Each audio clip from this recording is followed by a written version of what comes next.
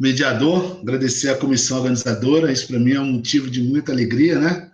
E agradecer também a cada um de vocês, participantes, né? Participantes de peso, eu já vi muita gente aqui interessante, né? E vocês, com certeza, fazem parte desse grupo. Gostaria de passar, nesse momento, algumas informações que servirão para todo o decorrer das apresentações, né? Então, para isso, eu vou pedir o auxílio da Raquel. Raquel, você consegue me ouvir bem? Para poder estar passando informações e nós darmos aí prosseguimento aí, né, às apresentações. Estamos aí no horário, é bom começar no horário, né? E, enfim, teremos aí bons momentos pela frente de aprendizado, viu? Boa tarde a todos. Então, algumas informações rápidas para quem já participou ontem já sabe, mas para quem não participou vou informar. Todos que estiverem participando, que não estiverem sendo o apresentador do momento, por favor, desligarem a sua câmera e o microfone para não atrapalhar quem estará apresentando, ok? Obrigada. Ok, obrigado, Raquel. Só para informar, Tadeu, vocês terão 15 minutos de apresentação, né? Sendo posteriormente 5 minutos de perguntas e respostas, né? Essas perguntas poderão vir através do chat ou através mesmo do microfone. E quando estiver faltando aí 5 minutos, eu posso dar um aviso para você poder se organizar, tá bem? Então, isso serve para todos aí. Muito obrigado aí, Tadeu, e daremos início, então, a esse momento das apresentações. Fique à vontade, Tadeu. Boa tarde, Flávio. Boa tarde a todos. Obrigado pela palavra. Vou tentar compartilhar aqui, né, para a gente começar, certinho? Só me confirma se vocês conseguem ver, só um momento. A minha apresentação aparece? Alguém pode falar comigo, por favor? Sim, aparece. Obrigado, Raquel. Bom, vamos começar então. Como o Flávio apresentou, meu nome é Tadeu Gasparetto, eu sou brasileiro, aí de Juiz de Fora, gostaria muito de estar aí. Esse trabalho, atualmente eu sou professor associado na Higher School of Economics, aqui em São Petersburgo, na Rússia, eu falo agora da Rússia, e esse trabalho é um trabalho que eu tenho desenvolvido com 2 alunos meus, é a dissertação de mestrado deles, que eles ainda estão desenvolvendo e vão apresentar no final desse ano acadêmico. Então a gente ainda tem algumas coisas para se fazer, mas já é um estudo em um nível bem avançado na parte da pesquisa. Portanto, o título desse trabalho em português seria como Demanda Televisiva na Rússia, e a pergunta principal são se torneios domésticos possuem os mesmos determinantes que os torneios internacionais dentro de um mesmo mercado. Esse é o nosso trabalho. Bom, a motivação, antes de mais nada, é a necessidade de se fazer um trabalho acadêmico. Eles precisavam de fazer uma dissertação de mestrado, e daí começou a necessidade de desenvolver um estudo, e a gente começou a falar, os dois são russos, e a gente começou a discutir a ideia de que existiam muito poucos estudos utilizando a Rússia como plano de fundo dentro da economia do esporte, então surgia aí uma possibilidade, uma oportunidade. E aí a gente encontrou alguns sobre a demanda de ingressos, de entradas, porém não tinha nada sobre a Liga Russa de televisão, na televisão. E, portanto, a gente viu, de fato, uma grande oportunidade de desenvolver algo que pudesse contribuir com a literatura e auxiliar os mesmos a ter uma interessante tese de dissertação de mestrado. Perdão. A revisão de literatura inicia-se com a ideia do esporte como um produto. Então, sobre a demanda do esporte, estudando os efeitos que fazem com que uma pessoa consuma o ticket de ir a um jogo de futebol. Então, a gente vê os primeiros estudos de 1956, 1964, até algumas grandes revisões de literatura, como Borland MacDonald, Garcia e Rodrigues. Então, esse processo foi para que eles pudessem entender que o futebol é um produto, e a demanda desse produto compreende fatores econômicos, fatores sociais, fatores esportivos, e que deveria ser estudado de uma maneira complexa para entender o que faz uma pessoa ir ou não ao estádio. Porém, nós não falamos de estádio, falamos aqui de televisão, e, portanto, na etapa seguinte, esses alunos desenvolveram uma revisão estruturada da literatura, onde eles utilizaram 4 diferentes bases de dados, identificaram um número imenso de trabalhos, foram então segmentando, limpando tudo isso, até incluir ou alcançar um número de 30 trabalhos completamente relacionados à demanda de televisão, para que pudesse fazer parte da revisão de literatura que eles estavam desenvolvendo. E eles desenvolveram esse pequeno framework aqui para poder mostrar mais ou menos como foi a evolução dessa área ao longo do tempo. Você percebe que ela é relativamente mais recente do que a demanda de ingressos. Ela começou em 87, mas a grande maioria dos trabalhos foram desenvolvidos a partir dos anos 2000 por dois fatores. O primeiro pelo boom televisivo que começou nos anos 90 e aumentou de uma maneira drástica nos anos 2000, e principalmente pela disponibilidade dos dados, que passou a ser um pouco mais fácil de coletar a partir desse período. O que eles viram que são os determinantes são muito semelhantes ao do ir ao jogo, tendo em consideração de que alguns fatores, como violência, o preço dos ingressos e coisas nesse sentido, de fato não influenciam o estar em casa ao assistir o jogo. Os modelos econométricos são semelhantes, as variáveis são semelhantes, então a gente viu um modelo bem parecido de análise do futebol através da televisão, comparando ao estádio, e foi aí que a gente começou a organizar o nosso estudo. Esse é apenas um pequeno gráfico que eles desenvolveram, podendo mostrar as principais variáveis que eles encontraram, que é a incerteza do resultado, a qualidade do jogo, o dia da semana, o horário do jogo, entre muitas outras coisas. E aqui a gente evidenciou a real necessidade de estudos sobre o ambiente russo, que apenas 3% desses estudos foram feitos tendo em conta a televisão russa, e nenhum deles se investigou o campeonato russo como objeto de estudo. Então a gente viu aí, de fato, volto a falar, uma grande oportunidade de investigação para uma dissertação de mestrado. Porém, ao coletar os dados, a gente observou que existia uma lacuna ainda melhor de se investigar. Não apenas replicar aqueles estudos que eu já fiz no Brasil, ou que já fizemos na Europa, ou que existem nos Estados Unidos, Austrália, entre muitos outros lugares. Não. Existe uma consideração que é os direitos televisivos das principais ligas europeias. Uma boa parcela desses direitos televisivos, eles vêm do mercado externo, porque esses jogos são transmitidos em outros países também. Porém, praticamente ninguém, até o presente momento, avaliou isso. A gente encontrou dois muito bons trabalhos. Um desses 3 pesquisadores alemães, que analisaram a Premier League na Alemanha, e outro desses 2 pesquisadores também trabalhando na Alemanha, o Naubantes é grego, mas também trabalha na Alemanha, que analisaram o futebol europeu nos Estados Unidos, encontraram resultados diferentes e divergentes, e a gente viu então uma possibilidade de voltar a testar isso em um outro ambiente e pela primeira vez poder comparar ao mesmo tempo o que acontece com os jogos locais e com os jogos internacionais. Então a gente viu uma lacuna real que não apenas para desenvolver a dissertação, como também para tentar publicar um trabalho interessante tendo esses dados.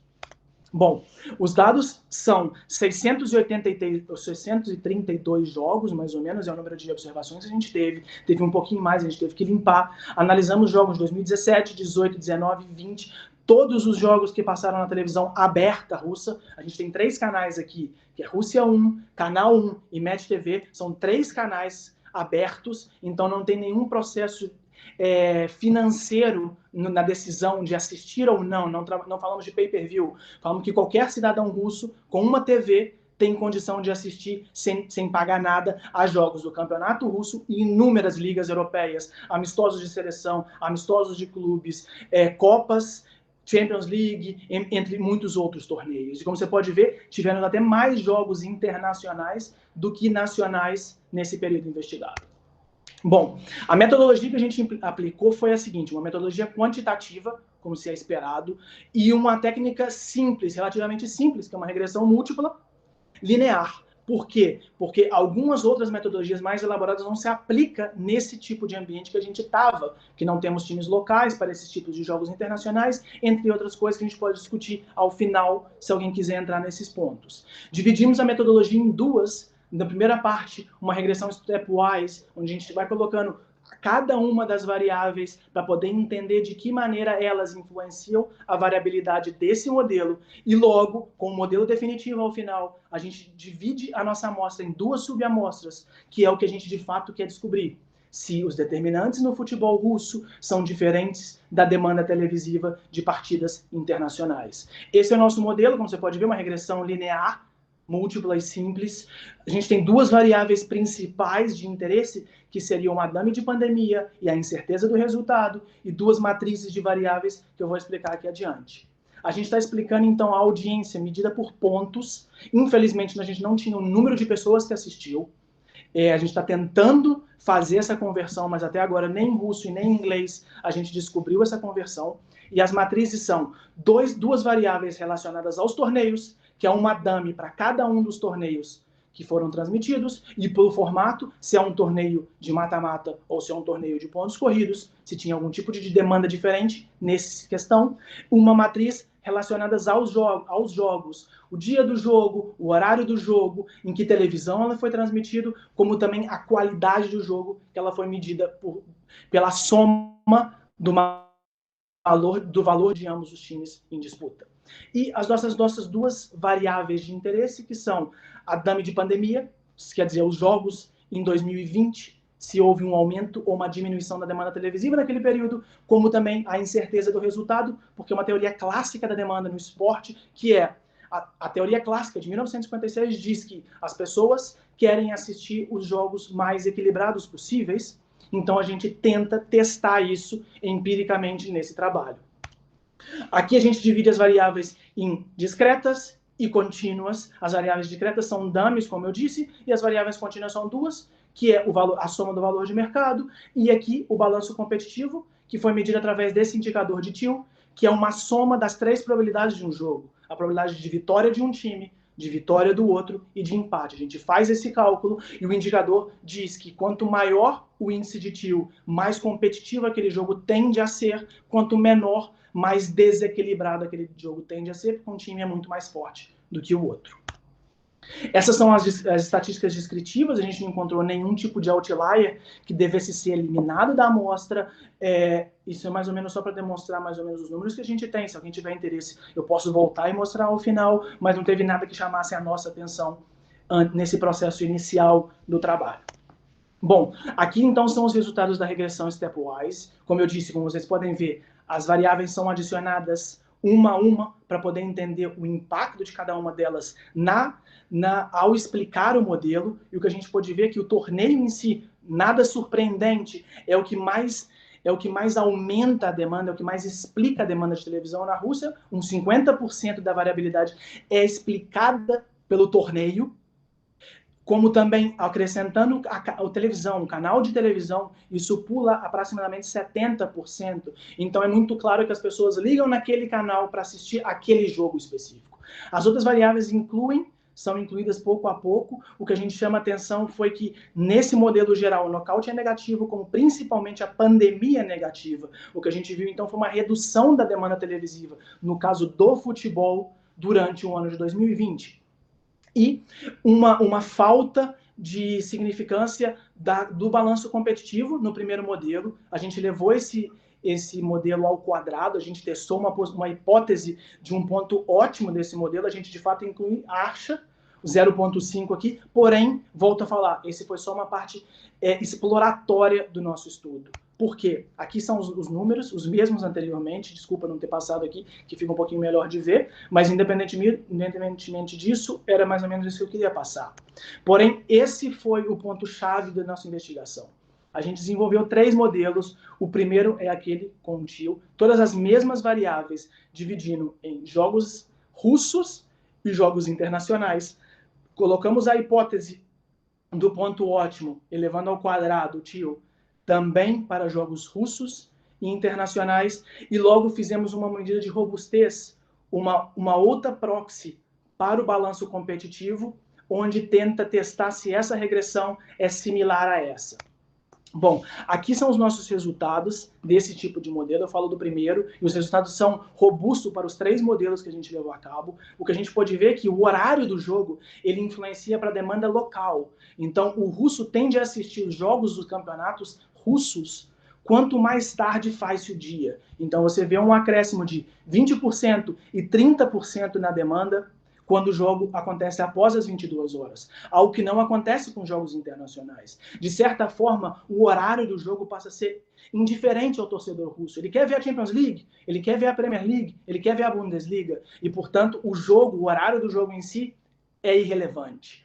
Ao mesmo tempo, o valor de mercado de ambos os times em questão, ele é relevante para o mercado russo, mas ele não é para o mercado internacional. E isso não se explica dizendo que a pessoa não quer ver um bom jogo internacional. Não, não. Ele sim quer, mas essa variável já está capturada aqui na competição, porque os jogos da Premier League, ambos os times tendem a ser muito mais fortes do que os times russos. Então, esse efeito já está capturado aqui através dos efeitos fixos da competição. O nocaute, a gente vê que a demanda da Copa Russa e da Supercopa Russa ela é inferior ao do Campeonato Russo, o que não se observa na Europa. Apesar do signo negativo, ele não é significativo, então é indiferente para o torcedor médio a Copa da Itália ou o Campeonato Italiano. O efeito da pandemia ele é robusto e quase que idêntico, que a redução de demanda não foi específica do futebol local ou internacional, vê-se que a audiência russa teve uma redução de aproximadamente 20% no ano de 2020, se comparado ao ano base, principalmente, que é o ano de 2017. E o nosso principal achado nesse estudo, que é exatamente isso, que o balanço competitivo ele não tem significância alguma para os torcedores russos ao assistir os jogos dos torneios russos. Entretanto, ao assistir um jogo internacional, sim, os torcedores russos querem ver jogos competitivos quando falamos de torneios internacionais transmitidos na Rússia. A gente testou a hipótese quadrática, que segue sem nenhum tipo de efeito estatístico. Todas as demais variáveis têm significância, direção e efeitos marginais quase que semelhantes, quase que idênticos. E aqui, mais uma vez, reforça a ideia de que não existe um ponto ótimo que o torcedor russo quer sim ver. Quanto mais competitivo o jogo internacional, para ele melhor. Voltando então ao primeiro modelo e trocando de tio para a diferença absoluta da probabilidade, isso aqui é calculado como a probabilidade do time A menos a probabilidade do time B, de uma maneira absoluta, então não temos resultados negativos, temos apenas a diferença onde um time é muito melhor do que o outro ou ambos são competitivos. Vê-se um C-down negativo, que significa, que implica que quanto menor a diferença de probabilidade de vitória de um time em relação ao outro, maior a demanda. Então, apenas reforça a ideia de que o torcedor russo, ele se preocupa em assistir jogos, ou ele se anima em assistir jogos competitivos internacionais, porém, na Rússia, dos torneios russos, não. Isso é facilmente explicado. Primeiro, eu vou só comentar esses trabalhos de novo. Eu acho que a gente viu essa diferença da demanda, onde existem características diferentes que fazem com que a demanda aumente ou diminui. E o principal deles aqui é o balanço competitivo, em que o russo se interessa por jogos competitivos externos, mas não internos. A Copa é menos do que o outro, mais ou menos tudo aquilo que eu disse, e essa confirmação de que a pandemia em si foi negativa para a televisão no que diz respeito ao futebol transmitido na Rússia. Porém, voltando a explicar essa não significância aqui, estudos recentes, eles dizem que o torcedor local, ele não se importa com a competitividade. Existe uma reference preference dependent, que ele depende daquilo que ele quer ver, e no caso ele quer ver o próprio time ganhar. Então, quanto maior a probabilidade de vitória do time local, mais interessado o torcedor está. E isso é uma coisa que a gente ainda não testou, porque a gente tem que limpar os dados para poder fazer isso, e é o que eu coloco aqui. Eu acho que o estudo já está numa situação muito interessante, a gente já tem resultados bem robustos, e eu acho que já são valiosos, tanto para a defesa da dissertação deles, quanto para a literatura, mas a gente ainda pode avançar. Fazer um modelo em painel dentro do mercado doméstico, tentando explicar essa não significância, analisar essa probabilidade de vitória e a probabilidade ao quadrado, que é o que estudos recentes têm feito, alterar as variáveis dependentes para a audiência total ou para o share. A gente não tem audiência total, a gente já coletou o share e a gente vai regressar essa semana. Outras subamostras diferentes por canal, por formato, se são clubes e seleções, se é só a Liga Russa comparada com as principais ligas europeias, e também algumas variáveis que podem ser adicionadas ao longo desse período, como clássicos, algum tipo de fator nacionalista, se jogos internacionais, a presença de atletas russos ou de árbitros russos faz com que aumente ou diminua essa demanda, alguns efeitos fixos que podem ser aplicados também. Eu acho que a gente ainda tem a gente tem a possibilidade de melhorar esse trabalho ainda, mas eu entendo que é um trabalho muito, muito interessante. Eu acho que é um trabalho muito bem feito pelos meus alunos e eu estou bem contente com isso e feliz de poder compartilhar isso com vocês aqui hoje. Então, eu termino agora a minha apresentação. Estou aberto a perguntas, questionamentos, qualquer tipo de contato vocês podem me mandar um e-mail também, fiquem à vontade. Muito obrigado pela atenção de vocês. Obrigado. Ok. Parabéns, Tadeu, pela belíssima aí apresentação. Nós ficamos aqui cheios de vontade de ouvir um pouco mais, né? Mas sabemos que o tempo também acaba nos cobrando, né? Raquel, por gentileza, alguma pergunta foi anotada? Algum questionamento? Se alguém quiser, nesse momento, sinta-se à vontade para poder abrir o microfone. Palavra aí aos ouvintes, viu? Algum questionamento? Tadeu, eu vou fazer um questionamento para Tadeu. É o Luiz. Luiz, por gentileza. Só identifique, por favor, para que todos saibam de que vocês estão falando. Tá bem, Luiz Raz, então, estou a falar, na verdade, de Lisboa. Por que a gente não está falando? A gente está a falar. e eu falo aqui da Faculdade de Motricidade Humana. Tadeu, eu só não entendi a questão do Covid. Quer dizer, o Covid em si, então, significa que o Covid teve um impacto negativo no interesse das pessoas em assistir os jogos na TV, é isso? Se eu entendi de uma forma correta, é isso. E o que me deixou um pouco, enfim, curioso será que essa falta de interesse também não é porque o ambiente do jogo em si já não é mais tão parecido quanto antes do Covid? Ou seja, e aí eu falo por uma percepção pessoal de que hoje, quando eu assisto jogos, por mais que sejam jogos decisivos, importantes, eu não consigo sentir aquela energia, vamos dizer assim, e de fato, às vezes eu me desinteresso pelo jogo, eu me desligo do jogo. É nesse sentido o impacto do Covid? É nessa lógica que teve essa percepção? Ou entendi mal a apresentação? Fala, Luiz. Primeiro, um abraço. Obrigado pela pergunta. Bom, é exatamente isso. Você entendeu exatamente. O resultado é negativo, o resultado indica uma redução da demanda. Então, que as audiências televisivas no futebol foram inferiores durante o ano de 2020 em comparação aos anteriores. O modelo por si só ele não pode explicar. A gente só mede esse efeito marginal. Porém, essa é a nossa hipótese inicial. Conversando com pessoas aqui na Rússia, eles vêm dizendo que o jogo em si tornou-se desinteressante pela falta da torcida, pelo jogo, principalmente naquele início em que o jogo ele tinha uma outra dinâmica, ou pelo menos tinha uma percepção de uma outra dinâmica do jogo. Então essa é a nossa primeira hipótese, que se hoje a gente tivesse que submeter esse trabalho para uma revista, essa seria a nossa explicação. Eu acho que a gente ainda tem 2 meses para poder tentar averiguar o que de fato fez. Eu ainda acredito que sim, teve um impacto. A gente tem que ver se alguns outros lugares a gente encontrou efeito semelhante, mas também existe uma possibilidade de que durante a pandemia, com toda a alteração do mercado de trabalho, dos horários de trabalho e de toda a dinâmica de vida, pode ter feito com que outras opções de lazer tenham feito com que, eu não vou assistir esse futebol. Então pode ser uma interação entre a falta de ambiente e outras oportunidades. Aqui hoje a gente não está em lockdown, aqui hoje a vida está relativamente normal, mas ainda assim esse impacto foi muito grande ao longo do ano. Portanto, é difícil de explicar e a nossa primeira hipótese é exatamente o que você colocou. Ok. Obrigado, Tadeu. Parabéns mais uma vez ao Tadeu, parabéns também ao professor Luiz pela participação. Eu percebi uma pergunta, subiu uma pergunta aqui, não sei se está aparecendo para você aí, Raquel. Sim, é do Felipe do Nascimento Façanha. Ele perguntou qual é o país da pesquisa. Boa tarde, Felipe, obrigado. A gente analisou a demanda televisiva na Rússia.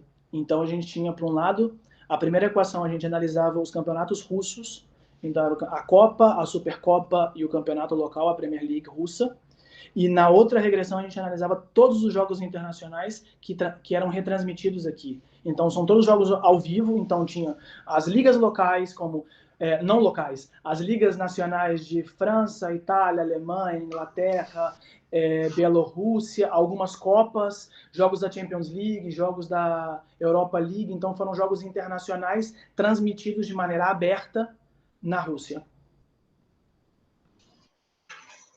Ok. Alguma pergunta mais, Raquel? Boa tarde. Aqui quem fala é Ives Miranda, eu falo de Pernambuco, aqui no Brasil mesmo. Tadeu, parabéns pela apresentação. Realmente é muito interessante quando a gente ver um trabalho tão bem estruturado assim. Na verdade, não é bem uma dúvida, mas uma curiosidade. O que é que acreditas que surge de implicação para a gestão num estudo como esse? Ou tu acreditas que inicialmente se tem esses dados e após coletar outros dados, outras análises, isso pode surgir como implicação de alguma forma? Como é que vocês têm pensado isso? Boa tarde, Ives. Muito obrigado. Bom, a gente ainda não entrou nessa parte de discussão das implicações, em função de que a gente ainda vai rodar alguns outros modelos, mas de maneira geral, quando a gente faz estudos de demanda televisiva, a primeira implicação vem na própria TV, para a própria TV. Vamos dizer assim, a partir do momento que a gente vê a diferença de demanda e o efeito marginal entre um horário e o outro, por exemplo, no caso da Liga Russa, uma das principais coisas é um tipo de orientação à própria televisão na reorganização da própria retransmissão. Então, é entender que em determinados horários, alguns jogos podem ser ótimos, que não têm sido transmitidos, por exemplo. Na escolha dos jogos, quando a gente vê que o balanço competitivo, por exemplo, dos jogos internacionais possuem efeito na demanda local, a escolha desses jogos pode ser feita de antemão, porque, de certa forma, as probabilidades você tem com 1 ou 2 semanas antes do jogo. Então, a primeira implicação prática é para a TV. Certo? Quando a gente fala dos clubes, aí a gente teria que avançar um pouquinho, que seria a segunda parte da pesquisa. O que a gente pode ver seria a exposição e os níveis de audiência. Porque aí, se você se coloca na posição do clube, você pode discutir, de certa maneira, os melhores horários em que os seus jogos podem ser retransmitidos também. Então, eu acho que a gente aqui não tem a audiência em número, a gente só tem em pontos. Se a gente consegue fazer essa conversão, a gente começa a poder discutir o quanto ganha-se ou perde-se em um horário ou outro, um dia ou outro, contra um time ou outro. É mais ou menos nesse sentido. Ótimo, Tadeu, obrigado. Obrigado a você. Ok, pessoal. Então, estamos chegando ao final, né, da apresentação do professor Tadeu. Parabéns mais uma vez, professor. Ok? E vamos dar sequência à próxima apresentação. Nosso tempo já está um pouco esgotado aqui. Agradeço novamente também. O próximo trabalho será apresentado pelo professor Daniel Maragon, né, com o tema proposto: os fatores críticos de sucesso para equipes de voleibol no Brasil. Professor Daniel, por gentileza, sinta-se à vontade. Mais uma vez, obrigado aí pela sua participação, pela sua presença neste evento.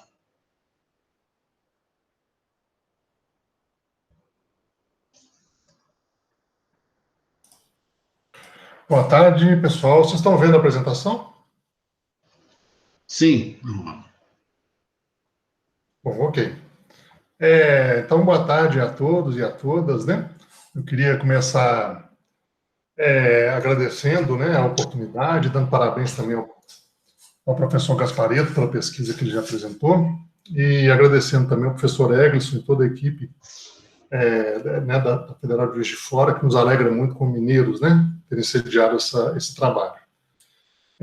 Bom, esse trabalho é meu e da professora Natália Barcelos, que também se encontra na sala, né, e ele trata exatamente, quer dizer, ele parte da pesquisa, da pergunta inicial, que é a seguinte, da questão inicial, que é a seguinte: se nós retirássemos o treinamento da equação da performance dos resultados esportivos, se a gente considerasse que todas as equipes de uma determinada modalidade tivessem o mesmo nível de treinamento, o que faria diferença em relação ao alcance da vitória, né? E aí é que a gente seguiu, né, em direção a essa investigação. Escolhemos o voleibol inicialmente, mas a pesquisa também já foi, os dados já foram coletados também com o futebol de campo, com o basquetebol e com as modalidades paralímpicas, né? Mas aqui o nosso recorte foi com os dados do voleibol, né? Então, a gente partiu dessa premissa que o voleibol foi pioneiro na gestão esportiva brasileira. Existem vários estudos, né, tentando compreender a gestão do voleibol e as suas estratégias para o sucesso da modalidade. E nesses estudos a gente percebe que a gestão exerce um papel importante, né? inclusive nos resultados esportivos, né? É possível a gente partir dessa hipótese, né? Então, o propósito foi responder sobre quais são esses fatores que determinam o sucesso das equipes de voleibol, desconsiderando o treinamento, né? Então, a ideia foi identificar a percepção dos treinadores, daqui a pouco eu explico por que os treinadores, né? E em relação a esses fatores críticos, né? E para isso, a gente deu 3 passos, né? O primeiro foi levantar o perfil dos treinadores e treinadoras que atuam no país, o segundo foi caracterizar a sua relação com a modalidade, e o terceiro, identificar esses fatores, né? A sua percepção sobre esses fatores, né? E isso foi importante fazer porque isso nos permitiu uma série de recortes e cruzamentos dos dados, né? Bom, nós chegamos à conclusão que utilizaríamos esse marco teórico e metodológico, né, que é o dos fatores críticos de sucesso, que, na verdade, não é novo, né? Está aí desde a década de 70, com o Rockhart, né?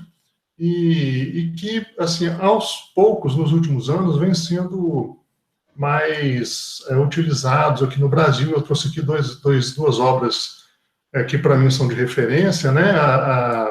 Essa obra da Fundação João Pinheiro, aqui de Belo Horizonte, que mapeou a cadeia produtiva do esporte em Minas Gerais, utilizando esse mesmo marco teórico, né?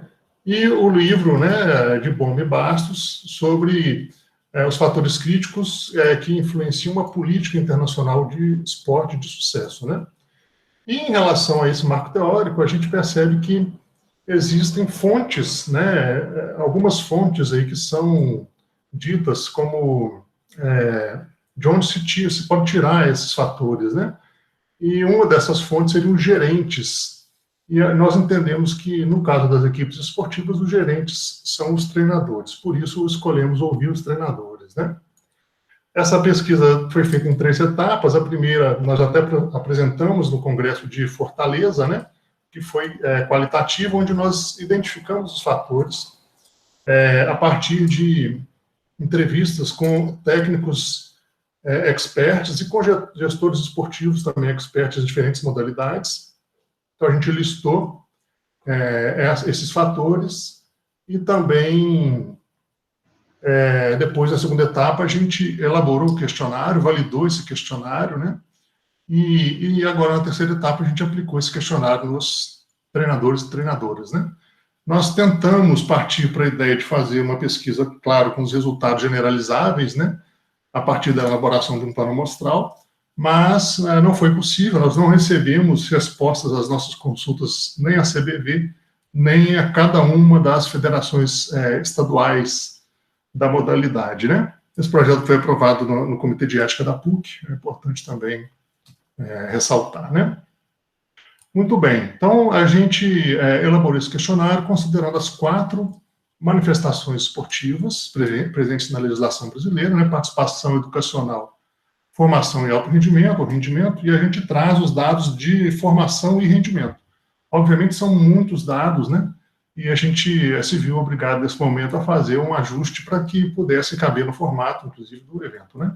No caso do voleibol, foram 101 treinadores e treinadoras, 41, né, nessa pesquisa de base e 16 de alto rendimento. E nós optamos, então, para a coleta de dados, já que não conseguimos os contatos, né, dos treinadores em atuação no país, nós fomos pelo método bola de neve, identificamos, né, alguns treinadores de nossas relações e de destaque em cada manifestação, e a gente disparou essa bola de neve que foi muito, assim, efetiva, né, e nós consideramos que o questionário tinha que ficar disponível no ar até a exaustão, né? Então, quando as respostas pararam de entrar, a gente fechou o questionário e fomos fazer as análises, né? Então, aqui tem, né, em relação aos resultados, né, o perfil dos treinadores e treinadoras, a gente traz aqui o resultado em relação à naturalidade, né? São os estados, as unidades federativas, né? Claro que houve uma predominância em todas as manifestações, uma predominância de Minas Gerais, porque é de onde partiu a pesquisa, né? Mas no alto rendimento, essa predominância ela é suavizada, né, até dividida, inclusive, né? Mas nós tivemos aí Ceará, Distrito Federal, Goiás, Pernambuco, Paraná, né, Rondônia, Rio Grande do Sul, Santa Catarina e São Paulo presentes no estudo, né? Então, nós vimos aqui, no segundo passo, em relação ao perfil, né, nós vimos a predominância de homens, né, e no alto rendimento 100% homens, né? Em relação à identidade étnico-racial, predominância, né, também de brancos. Se a gente for olhar até os dados do IBGE, nós temos essa predominância, mas ela é de 42%, 43%, né? E aqui nós tivemos uma predominância acima disso em todas as manifestações, especialmente no alto rendimento. Em relação à idade, né, a gente pode ver que no alto rendimento há realmente uma média de idade maior, obviamente, é uma trajetória, né, mais longa que leva ao alto rendimento na maioria das vezes, né? E um dado que realmente nos surpreendeu, pessoalmente nos surpreendeu, foi a proporção de casados em relação ao alto rendimento, né? Apesar da idade, da média etária maior, pela instabilidade, né, e pela chance de ficar pouco tempo, né, em cada lugar ao trabalhar como equipe de alto rendimento, eu imaginei que nós tivéssemos menos casados, mas na verdade temos uma maioria de casados, né, nessa amostra, né? Em relação à escolaridade, nós temos também aí 98% de graduação nessa amostra de 101 no geral, né? E um índice grande também de especialistas e mestres, né? E no caso do alto rendimento, nenhum doutor ou doutora, né? Na prática da relação dos técnicos, né, com a modalidade, nós vimos aí alguns dados interessantes que, por exemplo, 100% deles se dizem praticantes da modalidade antes de se tornarem treinadores e treinadoras, né? No caso da formação e no rendimento. E tivemos também em relação ao custo da CBV, né? O nível mais citado foi o nível 3, né? No caso do alto rendimento, com 62,5%. E aí, dados relacionados ao tempo de atuação, ao âmbito de atuação, né? Ou seja, há uma predominância de nível nacional na atuação desses treinadores e treinadoras, e no caso do alto rendimento, do nível internacional, né? Outra coisa muito interessante se realiza outra atividade profissional, né? E nós vimos aí que há uma predominância de sim, né, no geral e na formação, mas no alto rendimento uma predominância de não, né? 75% atuam exclusivamente com o voleibol, né? E outra coisa muito interessante foi o nível de satisfação, né? Muito alto em todos, um pouco menor, né, no alto rendimento. E esses dados, claro, eles estão juntando as respostas positivas, né, em relação ao questionário, né? E aqui os dados, assim, que são os dados centrais, né, aqueles que a gente foi atrás, na verdade, né, que são os fatores críticos de sucesso para a modalidade, né? Eu marquei de amarelo, nós escolhemos aqui como referência apontar a partir de 90% como os fatores predominantes, os mais importantes. E nós vimos que no voleibol de formação foram dois desses fatores, né? As relações entre dirigentes, gestores, comissão técnica e atletas, com 90% de respostas positivas, e o respeito ao planejamento da equipe também com 90% de respostas positivas, né? E no alto rendimento nós tivemos uma distribuição maior, basicamente relacionados à dimensão financeira, ao equilíbrio financeiro, né? E ao cumprimento daquilo que foi acertado em contrato, né? Entre todos os envolvidos, né? O respeito à autonomia dos dirigentes, à autonomia dos treinadores. Um outro ponto que surgiu também foi o trabalho de supervisores, que aliviaria o peso das tarefas gerenciais, né? Muitas vezes sobrecarregam os treinadores e a comissão técnica, né? Então, o papel dos supervisores veio com uma resposta muito positiva em relação a ser um fator crítico de sucesso para as equipes, né? Mas também nós temos respostas relacionadas à gestão do grupo de atletas, gestão da comissão técnica, logística, tecnologia, né, disponibilizada e infraestrutura para o treinamento das equipes. Então, igualando, né, a qualidade do treino em si, esses fatores foram apontados como os mais relevantes para levar as equipes à vitória, né? Então, há, obviamente, uma diferença entre as respostas de formação e do alto rendimento. Obviamente que a gente consegue localizar também aí que tem algumas questões relacionadas ao equilíbrio econômico, né, a parte econômica das equipes, ao trabalho do técnico em si, ao respeito ao trabalho do técnico e à gestão de pessoas, né? Principalmente foram aqueles que foram avaliados com a resposta positiva mais intensa, né, vamos colocar assim. Então, quando a gente passa pelas conclusões, né, a gente vê que esse perfil, a gente conseguiu ver a predominância de homens brancos com curso superior, né, com determinada faixa etária em cada manifestação esportiva, né, e também estado civil.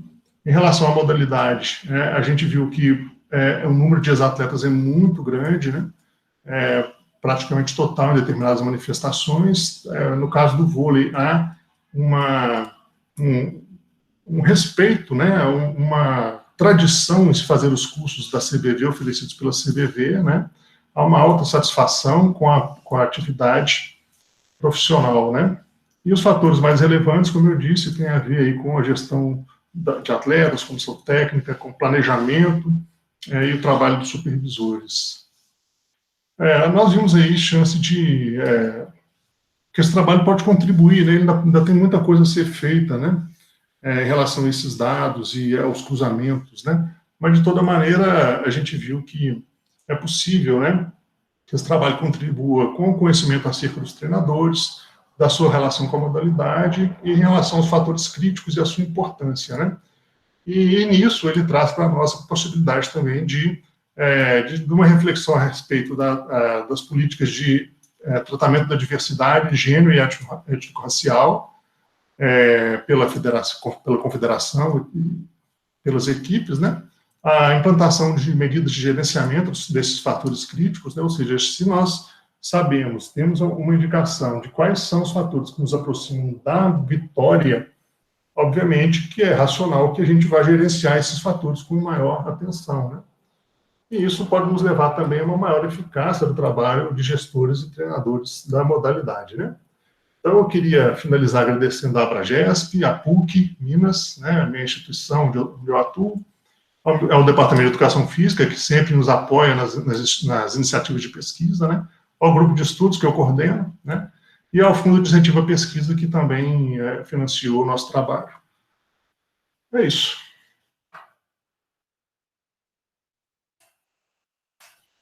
Ok. Parabéns, professor Daniel. Alguma pergunta?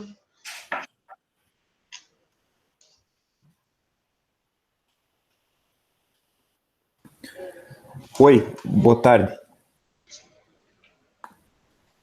Boa tarde. Boa tarde, meu nome é Gustavo Bavaresco, eu sou aluno aqui de doutorado da Universidade Federal do Paraná. Na verdade, estou iniciando o segundo ano de doutorado, então tem muita coisa para acontecer, e para ralar, né? Mas é muito interessante o seu trabalho, professor Daniel. Obrigado. Obrigado pelas explanações. E eu estou trabalhando mais especificamente com questões relacionadas à governança e políticas públicas. Mas um dos itens, vamos assim dizer itens, uma das determinantes que eu vou trabalhar é a parte do sucesso nas confederações. E eu não encontro em lugar algum, ou pelo menos as bases de dados, ou algo relacionado a isso, a sucesso na confederação. Então, eu sei que o teu trabalho, pelo menos por enquanto, está focado nas equipes, talvez nas federações, mas eu acho que, assim, como forma de contribuição, eu acho que com certeza vai poder me ajudar.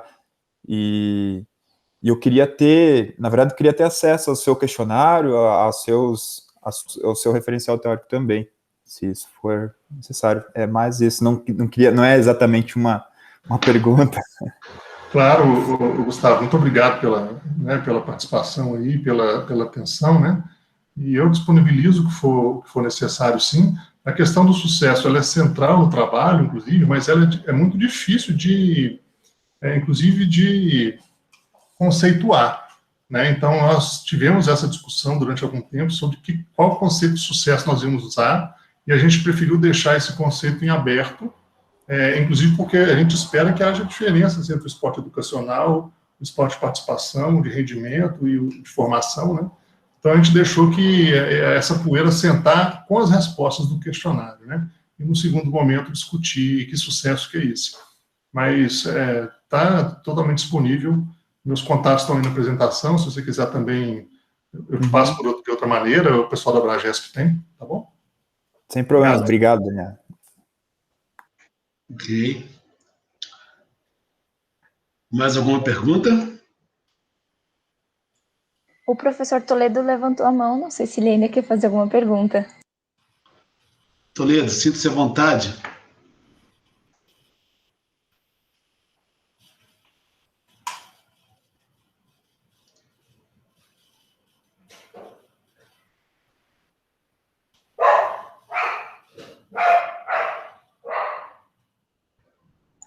O professor Tadeu também tinha levantado a mão.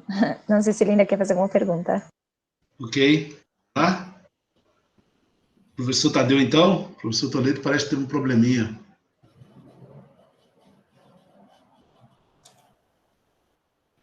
Não consigo ouvir o professor Tadeu.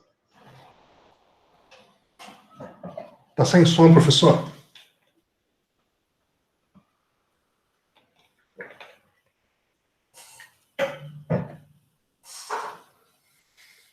Sem som. Aparece que você ativou o microfone, mas o som não aparece, né?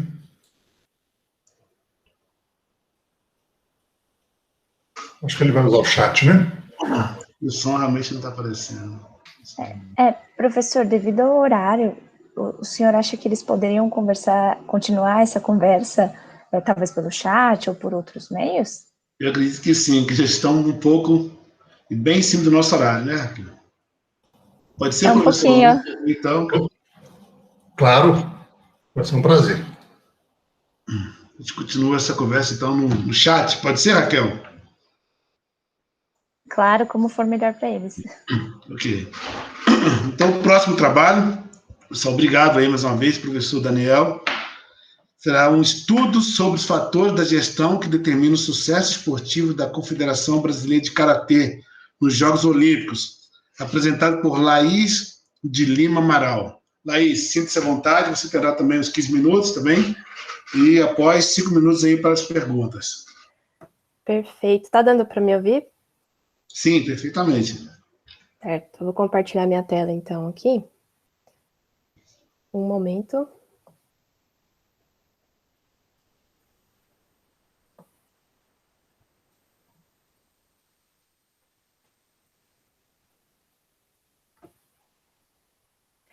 Me avisa, por favor, quando estiver apresentando. Acho que agora foi, né? Sim, estamos vendo. Perfeito, obrigada, Raquel. Bom, boa tarde a todos. Meu nome é Laís, eu sou graduanda em Ciências do Esporte pela Faculdade de Ciências Aplicadas da Unicamp.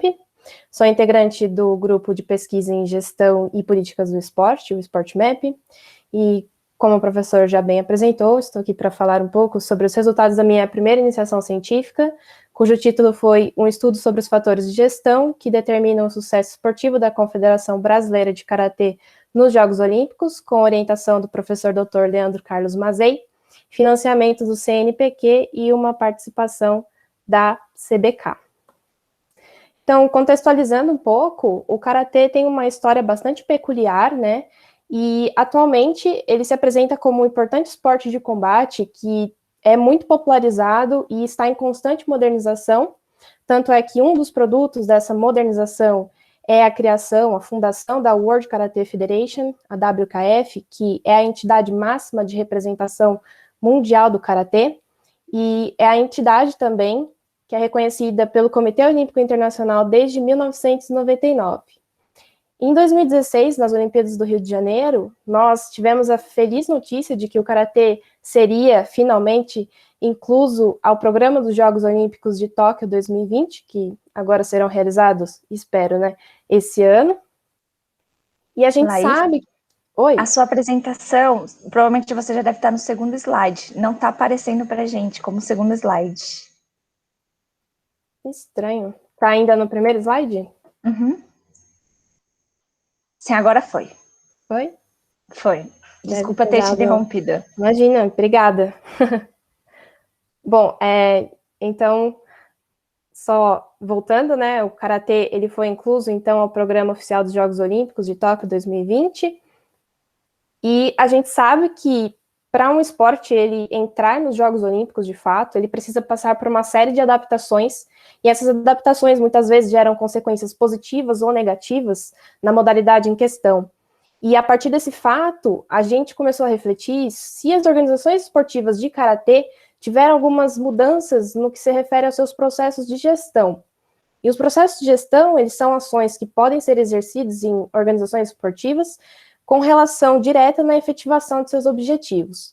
E aí, quando a gente pensa em processos de gestão, eu não posso deixar de mencionar os fatores críticos de sucesso, que nada mais são do que itens que os envolvidos ou interessados em um propósito têm que se atentar para que os seus objetivos sejam alcançados e uma missão seja contemplada. Então, a gente teve a ideia de analisar o que foi realizado nos últimos anos com relação aos processos de gestão e aos fatores críticos de sucesso, visando o desenvolvimento do Karatê nacional, no caso do Brasil, e para isso a gente analisou a Confederação Brasileira de Karatê, utilizando a perspectiva do modelo SPLIS, que é um modelo que não foi desenvolvido com esse propósito de analisar um esporte em específico, mas nos últimos anos ele tem sido usado para isso, como foi usado na canoagem de velocidade, no atletismo, no tênis, no judô e nos esportes de inverno. Então, o SPLIS se trata de uma proposta conceitual, composto por 9 pilares, conforme vocês podem observar na figura ao lado, que foi desenvolvido através de uma revisão de literatura e através da opinião de vários personagens da elite do esporte internacional, e cada um desses pilares é composto por um número de fatores críticos, que no total são 96. Então, os pilares 1 e 2, eles são condicionantes, são entradas para o desenvolvimento de um esporte de elite num país, enquanto que o pilar 3, 4 e 5, eles são uma progressão lógica, né? Quando um indivíduo ele entra num esporte, ele pode ser identificado como um talento, e daí ele vai receber uma atenção especial para se desenvolver, e posteriormente receber um suporte para sua carreira. E os pilares... Desculpa, a gente não está conseguindo ver, quando você muda a apresentação, o slide, a gente não está conseguindo acompanhar, não está aparecendo para a gente. A gente está vendo os slides no canto esquerdo também, então eu não sei como está para você aí.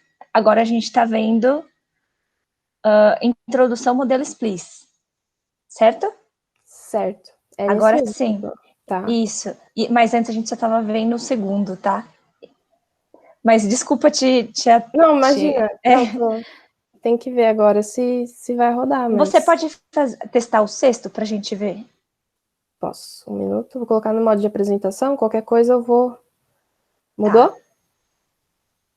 Tá. Aqui ainda não. Então deve estar acontecendo algum erro na leitura do slide. Mas eu posso seguir, então, por aqui mesmo. Tudo bem. Dessa forma. Isso, se você puder clicando, né, na lateral, talvez ajude. Ok. Obrigada. Tá dando para ver? Tá bom de tamanho e tal? Então, espera que agora aumentou. Tudo bem.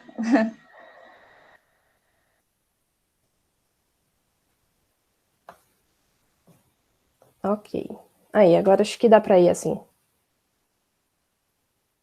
Então, conforme eu estava comentando, né, o modelo SPLIS, ele se trata dessa figura, basicamente, e aqui a gente tem os 9 pilares que constituem esse modelo, e a partir disso, o nosso objetivo consistiu em diagnosticar, a partir de 2016, os efeitos causados pela inclusão de Karatê ao Programa Esportivo Olímpico, no que se refere aos processos de gestão e ao desenvolvimento do Karatê no Brasil a partir do modelo SPLIS. E para isso a gente realizou uma pesquisa qualitativa de natureza exploratória e com etapas quantitativas. Então nós realizamos a nossa pesquisa em 2 etapas. A primeira etapa consistiu em entrevistas semi-estruturadas com indivíduos que possuem experiência internacional a partir do ano de 2012, ou seja, um ciclo olímpico antes da inclusão do Karatê aos Jogos Olímpicos. E as perguntas foram baseadas por um número de temas-chave e norteadas pelos pilares do modelo SPLIS. Então, a gente usou os 9 pilares do SPLIS para fazer as nossas perguntas, mas também não fechamos para a possibilidade de elaborar novas questões relacionadas ao contexto do Karatê nacional. As entrevistas foram gravadas, transcritas e analisadas através da análise de conteúdo. Depois da entrevista, e aí eu parto para a segunda parte da pesquisa, nós enviamos um questionário para os entrevistados, para que eles dessem sua opinião sobre a importância de cada pilar do SPLIS. E para isso, eles tinham que atribuir uma classificação de pontuação, sendo que 9 pontos era para o pilar mais importante, na opinião deles, 8 pontos para o segundo pilar mais importante, e assim sucessivamente até 1 ponto que seria para o pilar de menor importância. Depois a gente realizou a soma dessa pontuação de cada entrevista, de cada pilar, e realizamos uma análise dos dados através de estatística descritiva e a partir de números absolutos. Então, ao todo, nós tivemos 10 participantes da Confederação Brasileira de Karatê, sendo um gestor, 2 treinadores e 7 atletas da elite do Karatê Nacional. Identificamos 357 elementos textuais, que foram agrupados em 12 categorias, sendo que 9 foram estabelecidas a partir do modelo SPLIS e 3 que surgiram a partir do contexto do Karatê Nacional. E aí aqui, eu apresento para vocês as categorias aqui nessa primeira coluna, as 12 categorias que a gente identificou, a quantidade de elementos textuais, o número de entrevistados que falou sobre cada uma dessas categorias, e aqui a gente colocou o ranking baseado na classificação dos pilares de acordo com a importância que os entrevistados deram para cada um deles. Então, as categorias que surgiram a partir do contexto do Karatê foram o Comitê Olímpico Brasileiro, COB, que foi a categoria com maior quantidade de elementos textuais identificados, seguido por o contexto da CBK antes da inclusão dos Jogos Olímpicos, e meio ambiente, política, indústria e mídia. Agora, falando um pouquinho sobre a importância de cada pilar, de acordo com a opinião dos entrevistados, o pilar 1, que é referente ao suporte financeiro, ele foi considerado o pilar mais importante na opinião desses entrevistados, enquanto que o pilar 8, competições internacionais e nacionais, foi considerado o segundo pilar mais importante. E também teve uma grande quantidade de elementos textuais encontrados. O pilar 4, que é Sistema de Identificação de Talentos, e o pilar 9, Pesquisas Aplicadas ao Esporte, foram os pilares considerados os de menores importâncias para os entrevistados, e também tiveram uma pouca quantidade de elementos textuais identificados. E agora eu vou comentar um pouquinho sobre essas informações que eu mencionei. Por quê? O Comitê Olímpico Brasileiro, a gente sabe que um Comitê Olímpico ele é o principal financiador dos esportes olímpicos, e isso não é diferente aqui no Brasil. Então, com essa intervenção do Comitê Olímpico Brasileiro sobre a CBK, houveram influências muito positivas nos demais pilares, como o aumento do aporte financeiro, a melhora da infraestrutura, mais participação em competições, principalmente internacionais, melhora da gestão da confederação, um maior suporte à carreira dos atletas e um maior suporte aos treinadores. Então, o suporte financeiro, ele teve, sim, um aumento considerável, principalmente a partir de 2016, esse suporte financeiro à CBK vem aumentando muito, exponencialmente, e isso é um indicativo de sucesso dos países nos Jogos Olímpicos.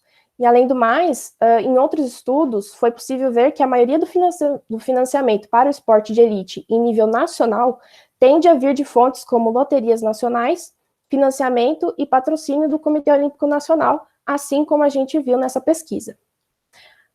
Também houveram muitas menções e também uma grande importância dada à participação dos atletas nas competições internacionais e também nacionais.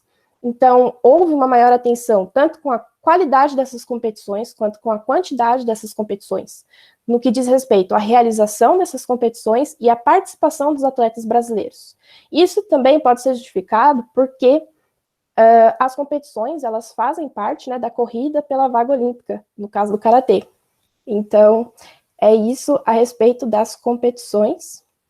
E com relação à organização e estruturas de políticas, a gente sabe que quando um esporte ele entra para os Jogos Olímpicos, existe uma tendência de que a sua organização ou a gestão do esporte se torne cada vez mais profissional.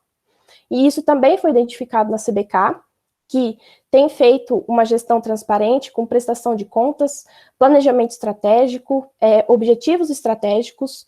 Então, isso foi muito mencionado também pelos entrevistados. E também com relação ao apoio e desenvolvimento de treinadores, porque teve uma importância atribuída tanto à quantidade desses treinadores, quanto à sua qualidade e aos processos que envolvem o desenvolvimento desses treinadores. No entanto, a gente também notou alguns pontos de atenção, como a ausência de ações sobre o pós-carreira desses atletas. Então, a gente notou que a CBK não exerce nenhum tipo de ação, e isso ficou muito evidente na fala de todos os atletas, principalmente, com relação à aposentadoria desses atletas. E isso pode ser justificado porque atribui-se maior atenção aos sucessos desses atletas durante as suas carreiras, em detrimento do pós-carreira, conforme já foi visto no caso do tênis. Além do mais, a gente notou muitas lacunas sobre a identificação e desenvolvimento de talentos e as pesquisas científicas. Isso pode se dar por conta da menor importância, segundo os entrevistados, né, isso não tem tanta importância na opinião deles, e também isso é semelhante aos resultados encontrados nos estudos que envolvem o Brasil como um todo. E também aqui, uma coisa que eu esqueci de mencionar é que esse embate, né, de talentos e pesquisas científicas, ele pode ser também justificado por conta dos aspectos tradicionais e filosóficos que impedem a aproximação entre o conhecimento científico e o conhecimento artesanal, que é uma coisa que a gente vê muito no caso dos esportes de combate, especialmente. Então, como conclusão, a gente conclui que a modalidade de karatê, com a sua inclusão nos Jogos Olímpicos, ela teve, sim, consequências positivas e acarretou efeitos positivos sobre os fatores de gestão e, consequentemente, um maior desenvolvimento do karatê no Brasil.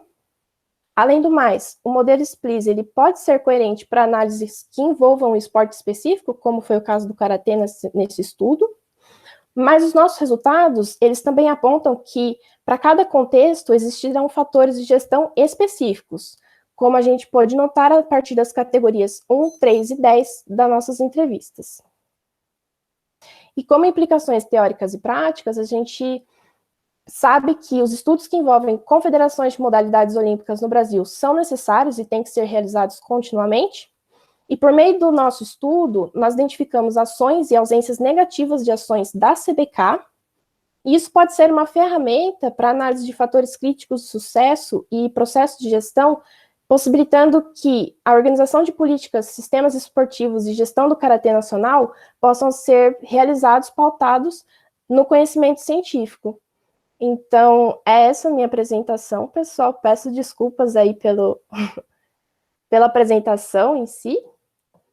E aqui estão os meus contatos. Muito obrigada pela atenção e estou aberta para qualquer tipo de esclarecimento. Ok, parabéns, professora Laís.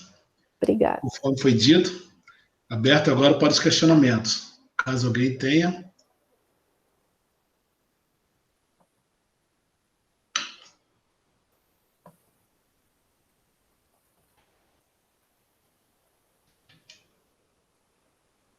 Alô? Conseguem me ouvir? Sim. Primeiro de tudo, parabéns pelo trabalho. Eu pratiquei karatê durante um tempo, então pessoalmente me interessou bastante o tema, e é muito legal saber que tem gente pesquisando sobre o tema, não apenas nas partes esportivas, mas também na parte de gestão. Mais até do que uma pergunta, vem mais um ponto de sugestão. Acho que o modelo Split já é super famoso e basicamente tudo aquilo que ele se propõe a fazer, vocês fizeram de uma maneira muito legal. Mas eu acho que poderia ser muito interessante, sabendo que o karatê ele é muito desenvolvido no Brasil através das federações estaduais. A gente sabe muito bem pelas próprias academias, mas no final os torneios fazem mais ou menos, eles fazem essa divisão estadual entre eles, os campeonatos nacionais. Tanto o PAN ainda tem um pouco dessa coisa. Eu acho que seria interessante fazer uma análise quantitativa de o que de fato faz com que um karateca tenha uma boa performance. Eu acho que isso seria muito válido, tanto para as federações quanto para a confederação. Por quê? Eu estava vendo existem dados de 2013 a 2020. Você teria tudo para poder analisar. Claro que a partir disso, na base de dados lateral tem que ser feita, como a idade, o desempenho, qualquer tipo de apoio ou não que a confederação faz. Então, acho que o ideal seria, numa segunda etapa, pegar todas essas opiniões que as pessoas deram para você do que faz com que tenha o sucesso e aí testar de uma maneira empírica se de fato aquilo que eles falam ocorre. Seria extremamente interessante. É mais ou menos só uma sugestão. Eu acho que esse trabalho está extremamente bem feito, dá os parabéns. É só algo extra que poderia vir a ser feito. Parabéns. Perfeito, muito obrigada, professor Tadeu. É muito especial receber uma sugestão sua, na verdade. Que bom saber que você já teve experiência com o karatê e pode ter certeza que eu vou levar essa sugestão comigo. Gostei muito da sugestão, vou pensar melhor a respeito, posso conversar com você no momento posterior aqui. E muito obrigado mais uma vez pela sugestão. Eu também acho que seria um estudo muito, muito válido, muito importante, principalmente nesse atual momento, né, do karatê, pensando nele como um esporte olímpico, mesmo que por pouco tempo, né? Mas seria realmente uma proposta muito interessante. Muito obrigada. Obrigado a você, parabéns. Laís, uma pergunta. Partindo desse princípio que o karatê em breve será esporte olímpico, né? Existe algum programa, algo mais voltado para a detecção de talentos para criança, adolescente, no karatê em si? Isso eu digo aqui no Brasil, nós temos algum programa, algo que venha facilitar a inserção de criança, adolescente no karatê, já visto que o karatê em determinado tempo podia ser visto como marginalizado, né? Algumas pessoas vai colocar o garoto para brigar na rua, aquele negócio todo. Mas existe algum programa voltado para inserção, para detecção de talentos aí de criança e adolescente no karatê? Muito obrigada pela pergunta, professor Flávio. Bom, isso eu acabei não comentando na minha apresentação, né, muito por conta do tempo, mas um dos pilares, ele diz respeito, né, a participação esportiva, que seria aquele pilar 3, né, da entrada dos indivíduos no esporte. E quando eu perguntava a respeito disso para os entrevistados, praticamente todos eles falavam a respeito dos projetos sociais, que o karatê ele tem quase 1 milhão de praticantes no Brasil, e muitos desses praticantes se encontram hoje em projetos sociais. Então, talvez a principal porta de entrada para o karatê seja por meio desses projetos sociais, que daí são oferecidos principalmente por prefeituras, secretarias de esporte, enfim. Mas com relação a uma sistematização para a entrada dessas pessoas no karatê, pensando numa questão organizacional, não existe uma ação por parte da CBK que unifique tudo isso, né, que mostre um planejamento visando essa entrada. Então, foi isso que durante a minha pesquisa eu encontrei, e claro, essa questão de você não ter um sistema para entrar no esporte, você acaba tendo consequências na identificação do talento, porque a gente não tem um sistema realmente que integre todos esses pilares, e que a gente não consegue dar continuidade. A pessoa entra, muitas vezes ela pratica vários anos, mas quando ela vai partir para competições, muitas vezes ela não tem condições de arcar com os custos, ou não tem estrutura adequada para treinamento, enfim, esse monte de empecilho que a gente já sabe que existe aqui no esporte do Brasil. E por conta disso, o pilar 4 também que é o sistema de identificação e desenvolvimento de talentos, também acaba sendo muito prejudicado. Afinal, as coisas andam muito em conjunto, né? É verdade. Então, foi isso. Ok, muito obrigado pela resposta. Alguma mais? Alguma outra pergunta? Ok, parabéns então, Laís. Obrigada. Obrigado mais uma vez.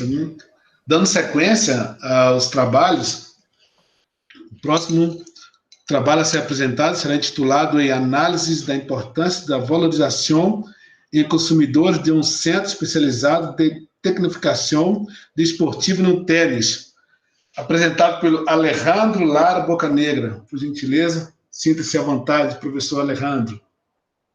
Buenas tardes a todos, ¿qué tal? Lo primero es perdonarme por el idioma, pero no controlo el portugués, por lo que hablaré en español y aprovechar para dar las gracias por la oportunidad de permitirme presentar el trabajo que hemos desarrollado junto con otros compañeros, ¿no? Nosotros pertenecemos a la Universidad de Sevilla.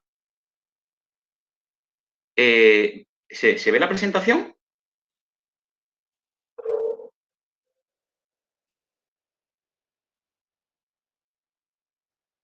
¿Se ve la presentación? Ahora sí. ¿Sí? Sí. Vale, perfecto. Pues como os decía, pertenecemos a la Universidad de Sevilla, yo soy alumno de doctorado, estoy en segundo curso y mis directores de tesis son la doctora Rocío Borque Gómez Millán y el profesor Jerónimo García Fernández, que presentó el pasado miércoles, tuvo la ponencia de apertura de este congreso. El título de este trabajo es Análisis de importancia y valoración en consumidores de centro especializado de tecnificación deportiva en tenis. Pues bien, introduciéndonos en este tema, existen diferentes análisis y tipos de herramientas que permiten el estudio de las variables y que influyen sobre la percepción de los clientes. De entre ellas, una de las más usadas en los últimos años es el análisis de importancia y valoración de Martilla y James. Este tipo de herramienta ha sido utilizado por diferentes sectores y últimamente en el sector deportivo. Los resultados que nos arroja este tipo de análisis permiten valorar qué se está gestionando correctamente, así como aquellos que precisan de una mayor atención por parte de la organización. Este tipo de análisis, como bien sabemos, es muy utilizado para la evaluación de centros deportivos y además en los últimos años se ha utilizado muchísimo en los centros de fitness, pero sin embargo no se han encontrado estudios que analicen los centros especializados de tecnificación deportiva, o también llamados centros de alto rendimiento. El objetivo que tenemos con este estudio será analizar, mediante este análisis de importancia y valoración, los consumidores de este centro especializado de tecnificación deportiva. Y como bien sabemos, este análisis nos permite, no es más que un gráfico de dispersión simple, en el cual que a través de la representación de dos ejes, uno vertical y uno horizontal, atendiendo bien a la media o a la mediana, nos estructuran diferentes cuadrículas. La cuadrícula superior izquierda nos arroja aquellos atributos sobre los cuales debe concentrarse la organización.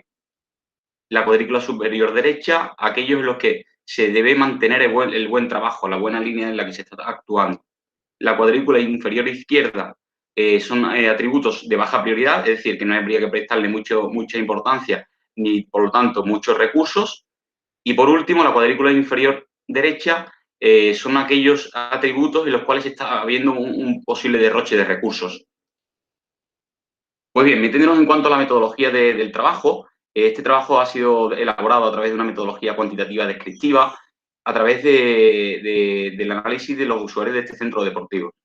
El muestreo fue no probabilístico de conveniencia, con un total de 93 participantes, 22 mujeres y 71 hombres.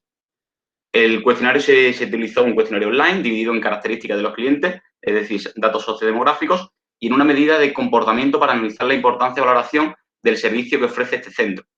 Esta escala que utilizamos es una adaptación de León y Quismondo de 2020, que está compuesta por 29 ítems, ¿vale? En cuanto a la valoración de estos ítems, se utilizó una escala Likert del 1 al 5. El procedimiento, el centro deportivo envió por correo electrónico el link de la encuesta a todos sus clientes y se realizó un análisis de importancia y valoración de las variables a través de un análisis descriptivo utilizando el programa estadístico SPSS en versión 22.0. Pues bien, en cuanto a los primeros resultados que obtuvimos, en cuanto a los datos genéricos, podemos ver los diferentes ítems que trabajamos o que quisimos analizar en consonancia con lo que nos solicitaba el centro deportivo, y los mayores valores en cuanto a importancia y valoración es curioso que coinciden, puesto que tenemos que el trato atento y amable son los más valorados por los clientes de este centro. En cuanto a las discrepancias, que no es más que la resta entre valoración menos importancia, obtenemos que el ítem con una mayor valoración por parte de los clientes es la proximidad. Como bien sabemos, la proximidad en los centros deportivos es uno de los valores más valorados por los clientes y la literatura así emana. Sin embargo, aquellos ítems o requerimientos que obtienen una peor puntuación son el precio de la cuota y matrícula adecuada en cuanto a las expectativas, con menos 0,63, espacios deportivos en buen estado de conservación y, por último, una información fluida entre instalación y usuarios. Como bien comentaba anteriormente, el atributo de mayor importancia y valoración es trato atento y amable, y en relación a las discrepancias, la mayoría de los ítems presentan puntuaciones negativas, salvo en 7 casos, como son los casos, el ítem 1, 10, 17, 21, 27, 28 y 29. De entre todos ellos, como ya he comentado anteriormente, las discrepancias que tenían peores puntuaciones son espacios deportivos en buen estado de conservación, precio de la cuota y la información fluida. Y por último, el ítem con menor discrepancia y mayor puntuación, por lo tanto, la proximidad del centro deportivo. Pues bien, como comentábamos anteriormente, viendo este gráfico para proceder al análisis visual de los resultados, podemos observar cómo el ítem 2 y 15 coinciden con los datos anteriormente expuestos y son aquellos ítems en los cuales recomendamos que la organización se centre o concentre sus esfuerzos para mejorar.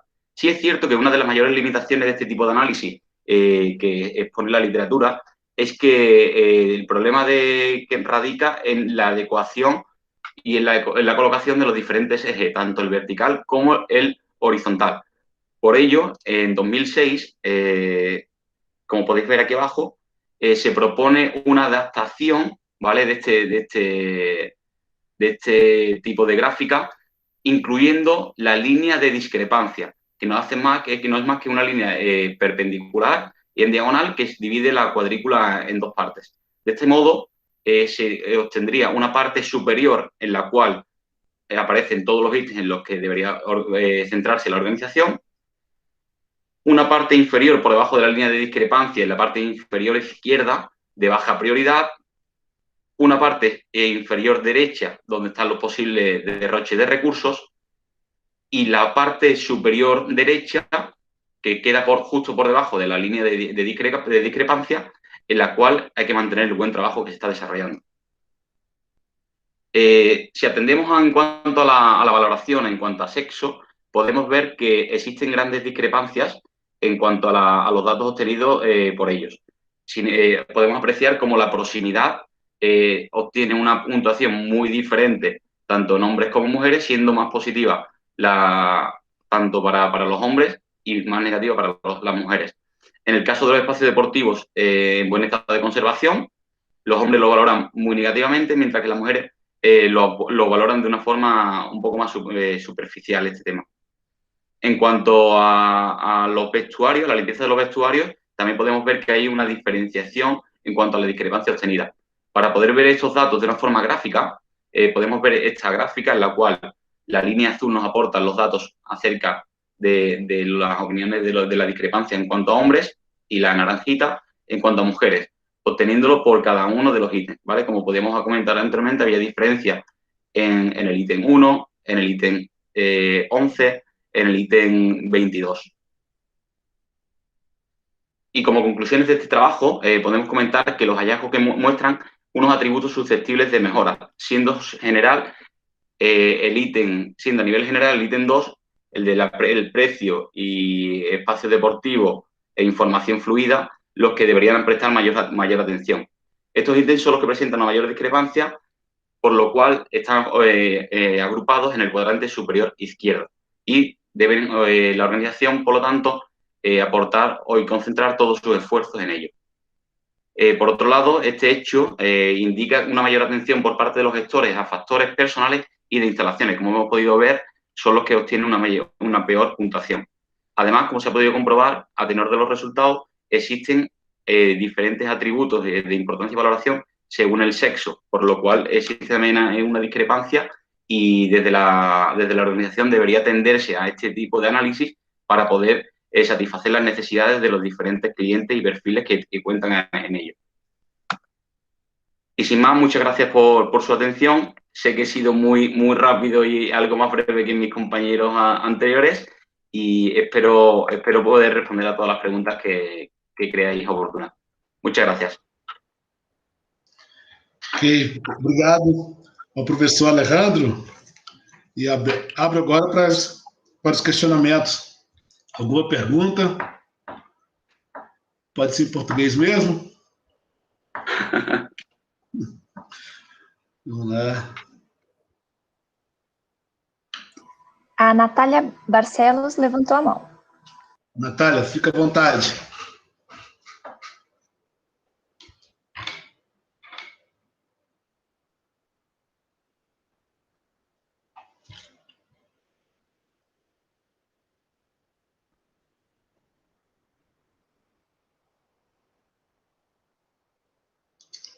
Natália?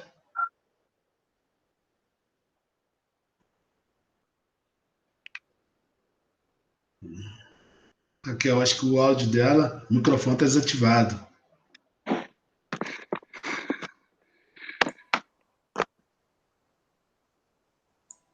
Eu não consigo ativar por aqui, mas talvez a gente pode aguardar um pouquinho, se ela depois quiser fazer alguma pergunta ou seguir para os próximos. Alguém mais? Posso perguntar? Pode, sinta vontade. Vou tentar perguntar em espanhol para ele, relembrar os tempos de Espanha. Hola Alejandro, ¿qué tal? Enhorabuena. Buenas. Fue muy bien. Bueno, la primera cosa que me llamó la atención es que al analizar la diferencia entre los sexos, entre los géneros, las muestras son muy distintas. Es decir, tienes 22 a un lado y 71 el otro. Entonces, puede que esté un poco sesgado por la cantidad. Entonces, podría tener un poco de cuidado, pero está bastante bien, en plan de que enseñaste por primera vez que puede que haya alguna diferencia. Pero mi punto es más una cuestión, es que ¿tenéis alguna pregunta en plan sobre la satisfacción general de la instalación? ¿También la tienes? Muchas gracias, Tadeo. Muchas gracias por la aportación. Tenemos opiniones acerca de la satisfacción general, porque esto se trata de un centro de alto rendimiento en el cual tenemos jugadores de alto rendimiento y además alquilan las instalaciones al público en general. Por lo tanto, la inmensa mayoría son jugadores. El grupo de alto rendimiento está compuesto por 35 jugadores y el resto es público en general. Pero sí es cierto que hay un sesgo muy grande en cuanto al grupo de jugadores. Tenemos a 33, creo que son 33 chicos y 2 chicas. Es decir, y ahí tenemos un sesgo en cuanto al sexo que es brutal. Entonces, tampoco podemos hacer que los datos sean presentados, sean rotundos, debido a que ya sabemos que si no hay una equivalencia en cuanto al número de la muestra, tenemos problemas.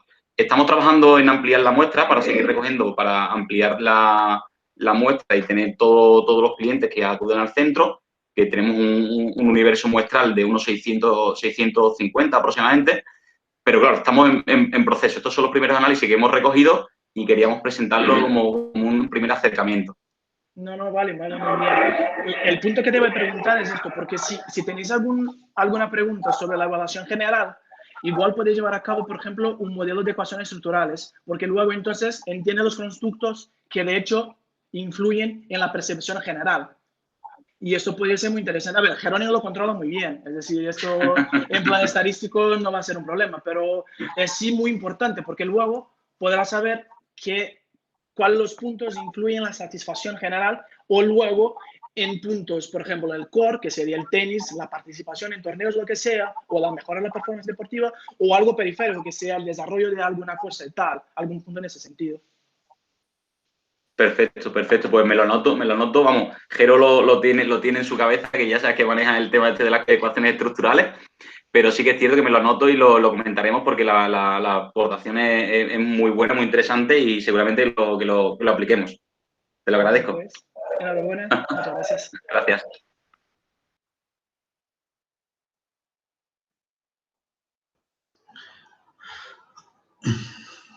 Alguma outra pergunta?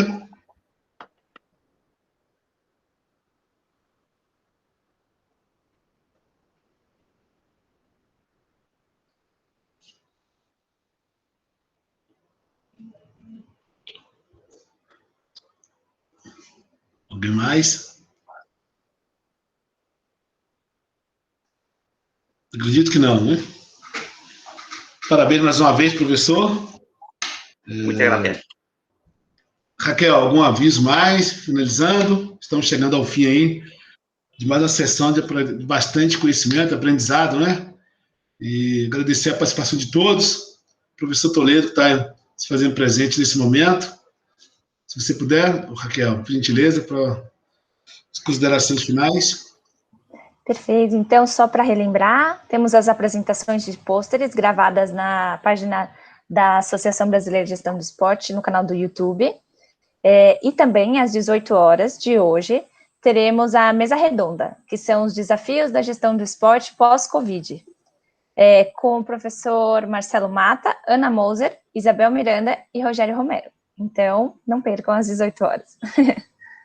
E muito obrigada e parabéns a todos. Ok. Então, mediante a fala da Raquel, declaramos por encerrado essa sessão de apresentações. Muito obrigado, uma ótima tarde a todos. Obrigado, um abraço a todo mundo. Abraço. Abraço, professores.